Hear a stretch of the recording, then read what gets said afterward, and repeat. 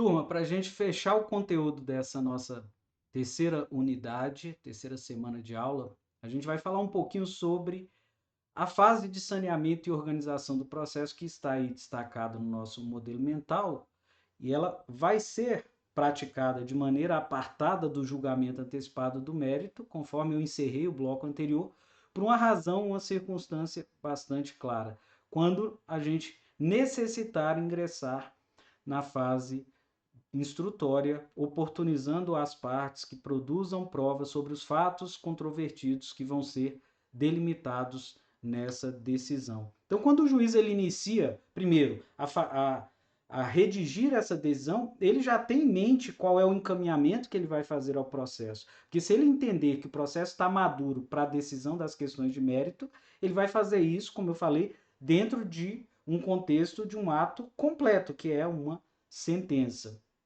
Mas vamos lá, o processo vai ingressar, essa é a premissa, na fase instrutória, então ele vai fazer essa decisão. Qual é a visão que a gente precisa ter olhando a marcha processual? Eu digo, é um olhar para o que já aconteceu, então um olhar para o passado e uma organização para o futuro, por isso que chama saneamento. Eu vou sanear as questões pendentes processuais que possam, de alguma forma, ser um obstáculo ao enfrentamento das questões de mérito, ou para que o processo fique todo regular, não haja nenhuma questão processual ainda pendente. Feito isso, eu começo a organizar o processo para ingresso na fase instrutória. Como é que isso vai acontecer? O código ele é muito didático sobre isso. Então ele vai dizendo, primeiro, olha lá, não ocorrendo nenhuma das hipóteses desse capítulo, que são as hipóteses de julgamento conforme o estado do processo que a gente estudou no bloco anterior.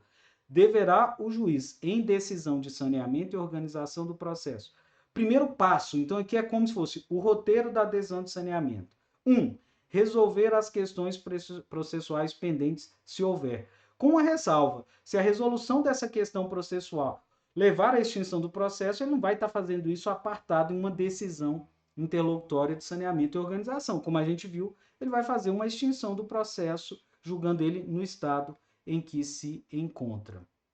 Então, aqui o juiz vai analisar uma a uma e superar todas essas questões processuais pendentes. Porque a pergunta que também precisa ser feita é: para que ele esteja fazendo isso por meio de uma decisão, ele já antecipou-se na análise e viu, eu vou refutar todas as preliminares, ou o acolhimento de alguma preliminar não vai ensejar efetivamente que eu avance para as questões meritórias, ok? Então, esse é o primeiro passo. Resolveu todas as questões processuais pendentes, significa o processo agora se foca para resolver as questões de direito material que estão formuladas nos pedidos na petição inicial ou nos pedidos de uma eventual reconvenção. E para que ele faça isso, o código também vem de maneira didática dizendo qual é o passo a passo a ser observado. Primeiro, ele vai delimitar as questões de fato sobre as quais recairá a atividade probatória. Se o processo, essa decisão, ele parte de uma premissa, vai se ingressar na fase instrutória, o juiz precisa dizer às partes, pelo dever dele de cooperação, dever de esclarecimento e prevenção sobre as consequências oriundas, quais são as questões de fato que ele ainda não entende como devidamente esclarecidas, fatos que estão controvertidos. Então ele vai delimitar. Delimito como fatos controvertidos. Exemplo, no acidente de veículo, a dinâmica do acidente.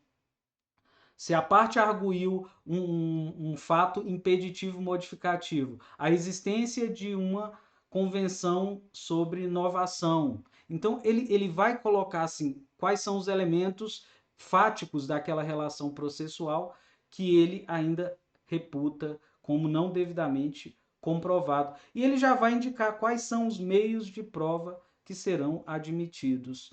E quando a gente fala dos meios de prova, muita gente pode estar aí refletindo, vocês podem estar refletindo. Jaider, lá na vara, quando termina a fase postulatória ali com a réplica, geralmente a gente dá um despachinho lá, até ordinatório, dizendo, intimando as partes para que elas especifiquem as provas, né, os meios de provas que elas pretendem produzir, esclarecendo qual seria a finalidade daquela prova. Esse despacho, qual é o sentido dele? É um sentido, inclusive, um sentido de se permitir ao juiz que ao definir os meios de prova, ele já conheça qual é a expectativa das partes, o interesse delas em produzir a prova. Aquele despachinho aquele encaminhamento, aquele ato ordinatório, ou pode vir num despacho do juiz mesmo, é obrigatório? Não. Mas em algumas situações ele pode ser recomendável para que fique mais claro sobre o interesse na produção probatória pela parte, ok? Então o juiz vai delimitar quais são os fatos e dizer quais os meios de prova que ele está abrindo para que as partes. Então ele vai dizer, olha, para a prova, sobre esses fatos, os meios de prova admitidos são prova documental, prova testemunhal, prova pericial, inspeção judicial. Então ele faz a conjugação entre a matéria fática e os meios que ele reputa adequados, cabíveis para a parte se desincumbir. E aí ele precisa dizer quem é que tem que se desincumbir desse ônus, a quem é atraído o ônus de provar. O código traz, no artigo 373, uma distribuição pré-estabelecida, que é o que a gente chama de distribuição estática. E a gente, né, domina bem isso aí. Autor, fatos constitutivos do seu direito, ou seja, os fatos que ele narrou na petição inicial que levam e sejam aquela consequência jurídica e o pedido formulado. Réu, fatos novos que você trouxe na contestação, fatos impeditivos, modificativos e extintivos do direito do autor. Mas o código diz o seguinte: o processo deve se pautar dentro da realidade colaborativa cooperativa, que cada um vai trazer a prova para o processo conforme o juiz entender que estará mais adequada à atribuição desse ônus. E aí o parágrafo 1º do 373, que fala sobre essa distribuição, ele permite ao juiz dinamizar, apontar quem tem melhores condições e a essa pessoa, a essa parte, atribuir o ônus de provar. Então ele pode entender que ao invés do autor provar o fato constitutivo do direito, a prova desse fato constitutivo é uma prova, por exemplo, diabólica, quase impossível, muito difícil de ser produzida. E a parte contrária tem melhores condições de provar que o fato não aconteceu, o fato constitutivo do direito. Dou um exemplo. O autor alega a inexistência de relação contratual. Não foi ele que firmou um contrato. Ele provar que não firmou um contrato é uma prova extremamente onerosa para ele. É muito mais fácil, observando essa relação, o juiz inverter esse ônus e dizer, ao invés do autor provar o fato constitutivo do direito dele, que é não celebração do negócio, eu inverto e imputo ao réu o ônus de provar que que o contrato foi firmado, que ele detém esse contrato. Para ele é mais fácil, é mais acessível essa prova do que o que seria atribuído ao autor. Está aí no parágrafo primeiro, nos casos previstos em lei ou diante das peculiaridades da causa, casos previstos em lei, Código de Defesa do Consumidor, com a facilitação da defesa do consumidor em juízo, o juiz poderá inverter esse ônus da prova. Ou diante das peculiaridades da causa relacionadas. A impossibilidade ou excessiva dificuldade de cumprir esse encargo, que foi o exemplo que eu dei, nos termos do caput. Ou a maior facilidade de obtenção da prova do fato contrário, que é quando a outra parte tem maior facilidade de provar o contrário do que a parte se desincumbir do ônus probatório, aquela que naturalmente atrairia esse ônus, o juiz, poderá o juiz atribuir o ônus da prova de modo diverso, desde que o faça por decisão fundamentada. Ele vai ter que explicar, nos contextos do caso concreto, quais são as peculiaridades que levam ele a fazer essa inversão do ônus da prova. E nesse caso, deverá dar à parte que recebeu o ônus que não tinha em princípio a oportunidade de se desincumbir do ônus que lhe foi atribuído. Grava isso aí. Inversão do ônus da prova não é uma regra sobre direito probatório que possa ser aplicado no momento do julgamento. Então, ela não é uma regra do julgamento, ela é uma regra do procedimento, ou seja, é da fase de saneamento e organização. Se o juiz inverter o ônus da prova lá no julgamento, ele inevitavelmente vai cercear o direito de defesa da parte no sentido de oportunidade de produção probatória. Também o código ele veda o elemento surpresa, a decisão surpresa. O juiz não pode surpreender alguém que não tinha até então o ônus probatório lá na sentença com esse dever. Tá? Então, lembrar, não se aplica a inversão do ônus da prova no momento de sentenciar, de decidir. Isso precisa ser feito na decisão de saneamento e de organização do processo. Mas o juiz não pode, aqui é uma cláusula impeditiva da inversão do ônus da prova, ele não pode gerar com essa inversão uma situação em que a desincumbência do encargo pela parte seja impossível ou excessivamente difícil. Significa que, se olhando o contexto geral, essa prova foi impossível ou excessivamente difícil a ambas as partes, que o juiz preserve a predisposição do CPC no sentido de que ao autor o ônus do fato de provar o fato constitutivo e o réu o fato impeditivo, modificativo ou extintivo. O juiz não pode fazer essa inversão se essa prova for excessivamente difícil para ambos os lados, provar que o fato aconteceu ou provar que o fato não aconteceu, demandarem equivalentes esforços e equivalentes dificuldades ou impossibilidades. Ok? Então, isso é um fundamento que o juiz precisa inserir na sua decisão, no sentido de que a quem ele está incumbindo detém maior facilidade do que aquele que tinha, a priori, o dever de se desincumbir desse ônus, essa atribuição. Depois que o juiz fez, então olha lá como tudo segue uma lógica e a adesão tem que ser construída dentro dessa lógica. Como o juiz já delimitou quais são os fatos controvertidos, ele diz sobre esses fatos quem deve provar o quê, o Código traz aqui uma novidade, dizendo que o juiz deverá fazer a delimitação das questões de direito relevantes para a adesão de mérito. Então veja, ainda que ele não esteja vinculado sobre os fundamentos de direito invocados pelas partes, o Código aqui ele coloca a possibilidade do juiz revelar, na verdade, uma imposição na adesão de saneamento e organização, no sentido de uma orientação de que o juiz deve dizer sobre quais questões de direito ele entende que são relevantes para a adesão das questões de mérito. Então, ele vai delimitar que as questões de direito são o debate sobre a responsabilidade objetiva na ótica do Código de Defesa do Consumidor, a responsabilidade subjetiva na ótica do Código Civil. Mas aí eu faço uma ressalva olhando na nossa prática, que a pergunta que viria é: se o juiz fizer isso, tá ok? Tá ok, porque é o próprio código que assim orienta.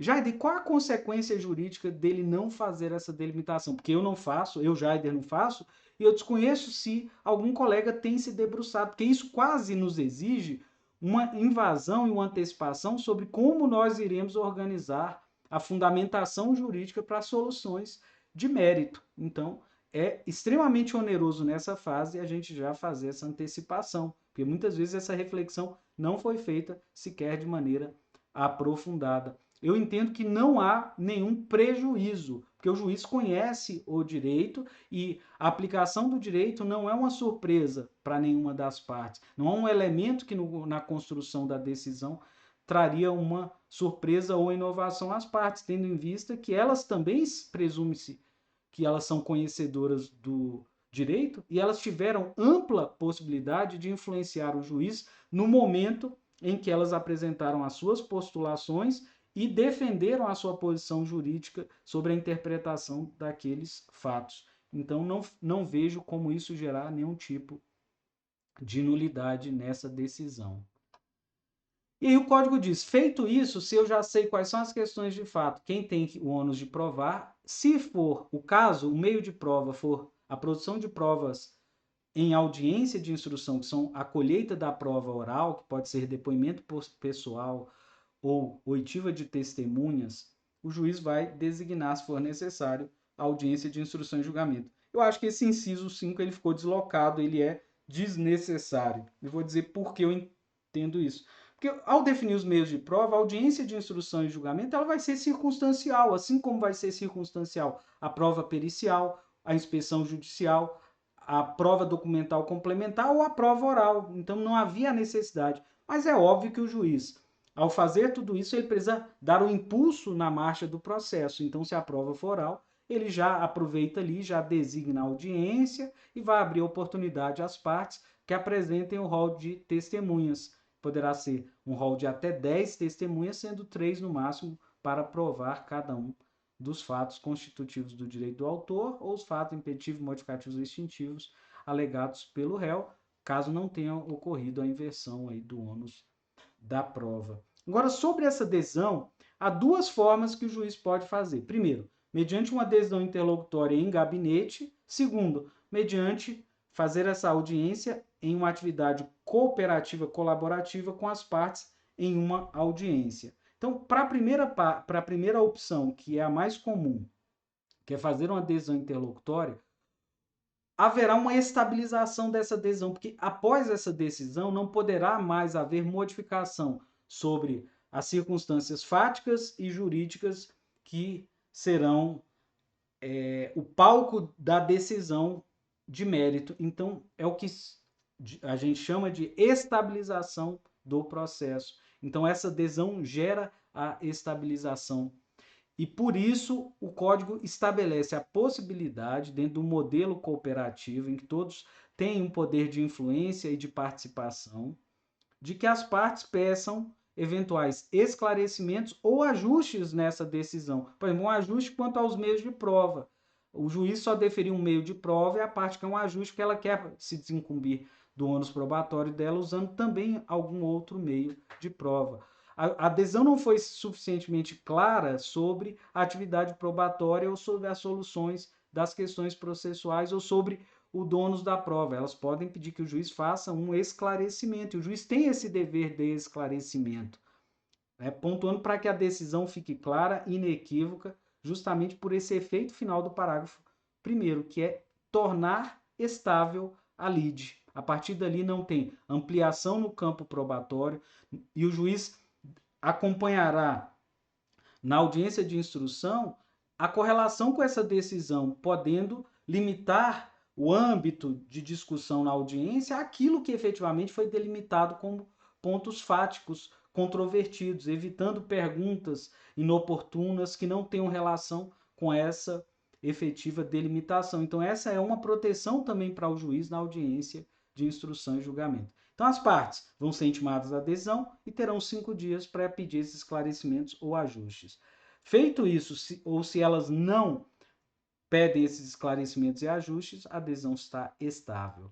O código traz uma possibilidade, preservando a autonomia dos litigantes, de que eles façam uma delimitação consensual das questões de fato e de direito, e o juiz simplesmente faria um controle homologatório, verificando se essa manifestação de vontade delas é válida. Eu vou dizer assim, o código aqui, para mim, ele traz uma perspectiva de um processo quase irreal. Eu, pessoalmente, não vi essa consensualidade acontecer ainda em nenhum processo, e olha que esse Código de Processo Civil já está em vigor aí há mais de 5 anos. Então, isso revela que é uma proposta audaciosa do Código de dar autonomia das partes em celebrar negócios processuais, inclusive com essa delimitação, mas que no campo prático a gente verifica que essas posições antagônicas, elas praticamente são barreiras que impedem as partes trabalharem dentro de um consenso. Esse consenso ele vai acontecer quando o juiz escolhe, ao invés da decisão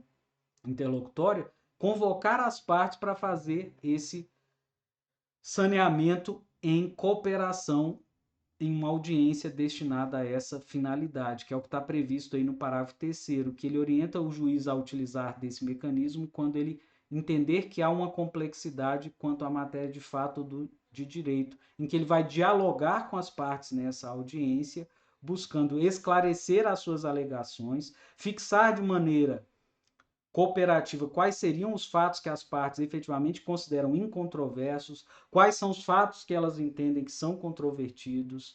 Ele vai esclarecer a dinâmica da distribuição do ônus da prova, dialogando com as partes, tudo isso sendo registrado nessa audiência. Os esclarecimentos e ajustes são feitos ali, de maneira cooperativa. Então, ao terminar essa audiência com essa decisão, a gente vai ter a estabilização da decisão para o ingresso na fase instrutória. Então, é uma proposta do código, mas, por óbvio, isso tem sido utilizado só em casos peculiares que se revelam efetivamente mais complexos. Então, não há muito sentido, por exemplo, de fazer uma audiência de saneamento e organização para assuntos mais corriqueiros, mais tranquilos. Exemplo, um acidente de veículo, né, que eu tenho usado muito esse exemplo, é uma causa bastante simples. Uma indenização por dano moral em que o fato está identificado de uma maneira muito simples, que é basicamente ouvir testemunhas para o esclarecimento daquela situação fática que enseja o pedido de uma compensação patrimonial pela violação do direito da personalidade. Então, o juiz vai analisar o caso concreto e verificar se essa cooperação ela será útil mesmo para um saneamento mais qualificado e uma organização da fase instrutória. Ele também pode ali já fazer uma atividade preventiva até do que se fará na audiência de instrução, no rol de testemunhas que deverá ser apresentado, evitando o arrolamento de testemunhas que não tenham nenhuma relação com o ponto controvertido, que não trazem nenhuma informação que seja útil para o deslinde ali do processo. Turma, agradeço aí o acompanhamento que vocês tiveram, a paciência de acompanhar essa terceira unidade nossa no curso de procedimento comum. O foco principal é essa atividade, primeiro, as reflexões sobre a defesa do réu e, na segunda parte, as reflexões sobre a atividade de saneamento e organização do processo. Eu espero que o conteúdo tenha sido útil para dessa base jurídica para que na sala de aula, com os nossos casos práticos em que a gente aprofunda essas reflexões, a gente tenha um nivelamento da turma e também uma oportunidade para que, assistindo os vídeos, nas anotações de vocês, vocês aproveitem o nosso encontro presencial e também tragam para a sala de aula as dúvidas, as inquietudes que foram suscitadas pelos conteúdos que foram trabalhados no nosso vídeo. Então, com isso, a gente encerra a nossa unidade 3. Aguardo vocês na nossa aula telepresencial.